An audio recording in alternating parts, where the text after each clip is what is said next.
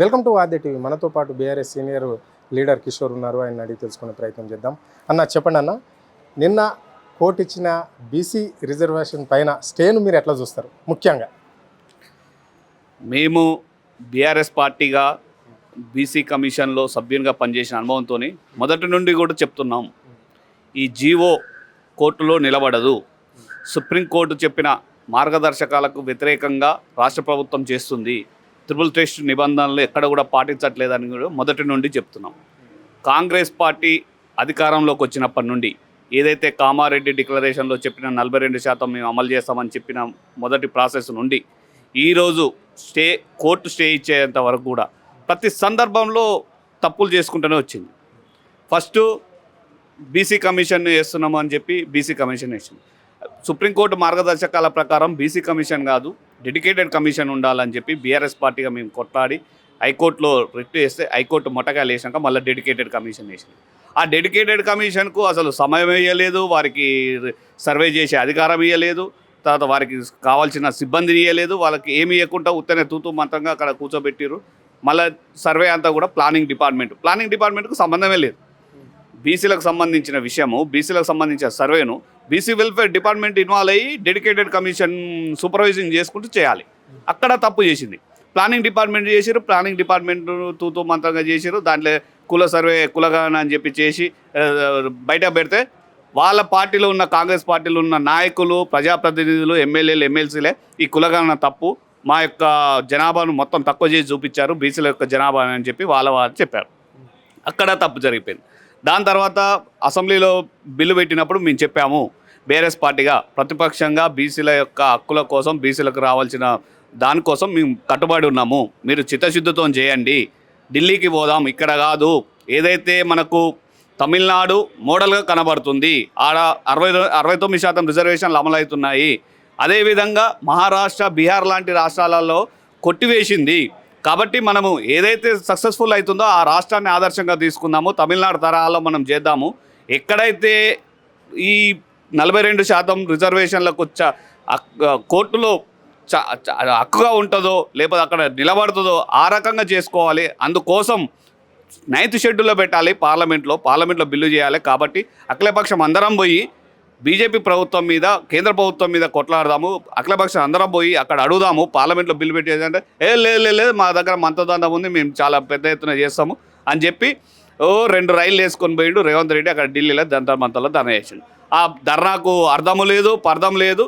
అదేవిధంగా మా నాయకులు అందరూ వస్తారు, మా అగ్రనాయకులు అందరూ వస్తారు, రాహుల్ గాంధీ వస్తాడు, మల్లికార్జున ఖర్గే వస్తారు, అది అని చెప్తే రాహుల్ గాంధీ ఏమో పార్లమెంట్లో ఉంటాడు, జంతర్ మంతర్ ఏమో కూతవేటు దూరం ఉండదు.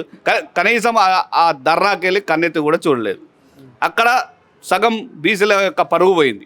అంటే వాళ్ళకి చిత్తశుద్ధి లేదు అనడానికి ఇది నిదర్శనం. అదే ధర్నాలో ప్రెస్లో మాట్లాడుకుంటూ రేవంత్ రెడ్డి ఒక మాట అంటాడు, అంటే ఈ దేశంలో మళ్ళీ వచ్చేది కాంగ్రెస్ గవర్నమెంటే, మా రాహుల్ గాంధీ ప్రధానమంత్రి అయినాక దేశవ్యాప్తంగా 42% బీసీలకు రిజర్వేషన్ ఇస్తామా అన్నాడు.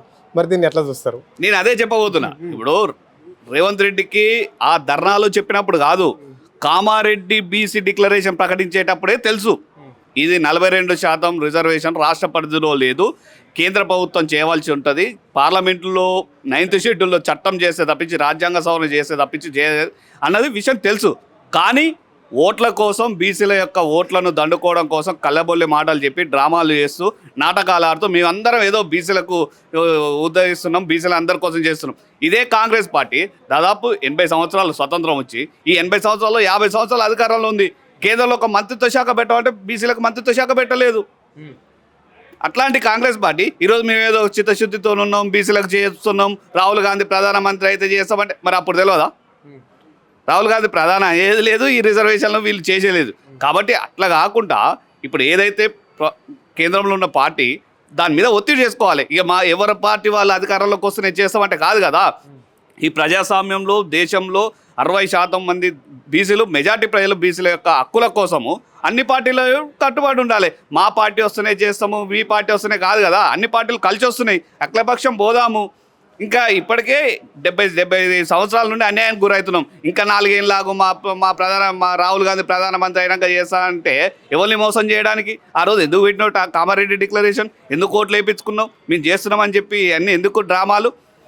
కాబట్టి ఒకవైపు ఏమో ఒక రోజేమో ఆర్డినెన్స్ అంటాడు, ఒక రోజేమో జీవో అంటాడు, ఒక రోజేమో చట్టం చేస్తామంటారు, అన్ని అబద్ధాలు పూటకు ఒక రకంగా ఎలక్షన్లు వచ్చినప్పుడల్లా ఒక స్టంట్ చేసుకుంటూ పూటగాడు కోసము ఓట్లు వేసుకొని అధికారం రావడం కోసం చేస్తూ తప్పించి ఎక్కడ కూడా ఈ బీసీలకు చిత్తశుద్ధితో చేయాలి, బీసీలకు ఈ 42% రిజర్వేషన్లు అమలు అయ్యే విధంగా చేయాలి, వాళ్ళని ప్రజాప్రతినిధులు చేయాలని అయితే ఇప్పుడు ఒకటే అంటున్నామండి. ఇప్పుడు ఇదేమో చట్టం ద్వారా 42% రిజర్వేషన్లు, మరి నీ చేతిలో ఉన్నది కదా, ఒక నామినేటెడ్ పదవులు కావచ్చు, ప్రభుత్వంలో మంత్రివర్గంలో పదవులు కావచ్చు, కాంట్రాక్టుల్లో వర్కులు కావచ్చు, వివిధ నామినేటెడ్ చైర్మన్ల పదవులు కానీ, మరి ఇక్కడ నువ్వు నిన్నగాక మొన్న ఆర్టీఏ కమిషన్లు వేస్తే ఒక్కళ్ళు బీసీలు ఇవ్వలేదు, 6 వేస్తే నిన్న ఒక డీజీపీని నియమిస్తే మరి ఒక బీసీ అర్హత లేరా? ఐపీఎస్ ఆఫీస్ ఒక డీజీపీ అన్నా లేరా? డీజీపీని ఒక బీసీకి నియమించవచ్చు కదా. ఇంటెలిజెన్స్ చీఫ్ నియమించుకుంటే వేరేటోళ్ళు నియమించుకుంటావు, డీజీపీ నియమించుకుంటే వేరేటోళ్ళని నియమించుకుంటావు, ప్రిన్సిపల్ సెక్రటరీగా పోలీస్ శాఖకు వేరేటోళ్ళని నియమించుకుంటావు. అంటే ఈ బీసీలు లేరా? వాళ్ళలో నైపుణ్యం ఉన్న వాళ్ళు లేరా? ఓకే, చివరిగా కోర్టు ఏమో 4 వారాల తర్వాత మళ్ళీ రావాలి అని చెప్పేసి కోర్టు ఆర్డర్ చేయడం అనేది జరిగింది. సో మరి ఈ 4 వారాల తర్వాతనైనా సరే ఇప్పటికైనా బీసీలకు 42% రిజర్వేషన్ వస్తుంది, స్థానిక సంస్థలలో మాకు అవకాశం వస్తుంది అని మీరు అనుకుంటున్నారా? పోరాడితే పోయేదేం లేదు, బానిస సంఖ్యలు తప్పించని పోరాటాన్ని నమ్ముకొని ఉన్నాం. తప్పకుండా పోరాటం చేస్తే ఏదైనా వస్తుంది. కాబట్టి మేము ఒక్కటే చెప్తున్నాము, బీసీలకైనా రాష్ట్ర ప్రభుత్వానికైనా అందరికైనా మనం ఒక కలిసికట్టుగా పోరాటం చేద్దాము. పోరాడితే తప్పకుండా సాధించుకునే హక్కు ఉంది, ఏ ప్రభుత్వం అయినా దిగొస్తుంది. కాబట్టి ఇప్పటికైనా ముఖ్యమంత్రి రేవంత్ రెడ్డి, రాష్ట్ర ప్రభుత్వం అందరు కలిసి ఒక నిర్ణయం తీసుకొని అఖిలపక్షాన్ని ఢిల్లీకి తీసుకుపోయి ప్రధానమంత్రిని కలుద్దాం, విజ్ఞప్తి చేద్దాం. అదేవిధంగా రాష్ట్రపతిని కలుద్దాం, విజ్ఞప్తి చేద్దాం. ఇదనప్పుడు ప్రజాస్వామ్యబద్ధంగా ధర్నాలు చేద్దాం. ఎందుకు దిగిరాదో చూద్దాం. అవసరం అనుకుంటే అదే ముఖ్యమంత్రి ఆమరణ దీక్ష చేసుకో. ఇప్పుడు తమిళనాడులో జయలలిత గారు వాళ్ళ యొక్క రిజర్వేషన్ సాధించడం కోసం 45 రోజులు ఢిల్లీ కేంద్రంగా ఢిల్లీలో ఉన్నది. నా పరిపాలన అంతా కూడా ఢిల్లీ కేంద్రంగా నడిపిస్తాను, నేను రిజర్వేషన్లో బిల్లు ఆమోదం పొందే వరకు కూడా ఢిల్లీ వదిలిపెట్టిపోనని చెప్పి భీష్మించుకొని కూర్చోవడం వల్ల కేంద్ర ప్రభుత్వం దిగొచ్చి చట్టం చేసింది. మరి ఆ రకంగా చేయి. ఇప్పుడు నువ్వు ఇక్కడ ఉండి చేసేదేంది? ఇప్పుడు మెజార్టీ ప్రజల యొక్క హక్కుల కోసం ఢిల్లీ పోయి ఉండు, ఢిల్లీలో చేయి. అక్కడ ఉండి నేను 42% రిజర్వేషన్లు మీరు చట్టం చేసేదాకా నేను ఢిల్లీ పోనని చెప్పి కూర్చో. మేము వస్తాం, నీ ఎమ్మటి 2 కోట్ల మంది బీసీలు, అన్ని పార్టీలు అందరూ వస్తారు, నీకు మద్దతుగా ఉంటారు. చెయ్యి చిత్తశుద్ధితో నీకుంటే నిజంగా. కాబట్టి ఈ కళ్ళబొలి మాటలు ఇట్లా పోయి అట్లా వచ్చి ఒక పూట దీక్ష చేస్తా, ఒక పూట ధర్నా చేస్తా, లేకపోతే ఇక్కడ పోయి హైకోర్టులో ఏదో షో చేస్తామని మంత్రులు ఈ ముఖ్యమంత్రి ఇవన్నీ చేస్తే బీసీ ప్రజలందరూ గమనిస్తారు. తప్పకుండా మంచితనంతో చిత్తశుద్ధితో నువ్వు ఢిల్లీకి తీసుకుపోయి అఖిలపక్షాన్ని చేసి చిత్తశుద్ధితో చేస్తున్నావు ఒక రకంగా ఉంటుంది. లేకపోతే తప్పకుండా ఇదే బీసీలు, ఏ బీసీల ఓట్లతోనైతే నువ్వు అధికారంలోకి వచ్చినావో అదే బీసీలు నిన్ను గద్దె తిప్పుతారు. Okay, right. ఇది పరిస్థితి. ఏంటంటే గతంలో జయలలిత ఏ విధంగా అయితే తమిళనాడులో రిజర్వేషన్ల గురించి పోరాటం చేసి సాధించుకొచ్చిందో ఆమెను ఆదర్శంగా తీసుకొని ఇక్కడ రేవంత్ రెడ్డి చేస్తే బాగుంటుంది అని చెప్పేసి ఇక్కడ ఆయన చెప్పడం అనేది అయితే జరిగింది.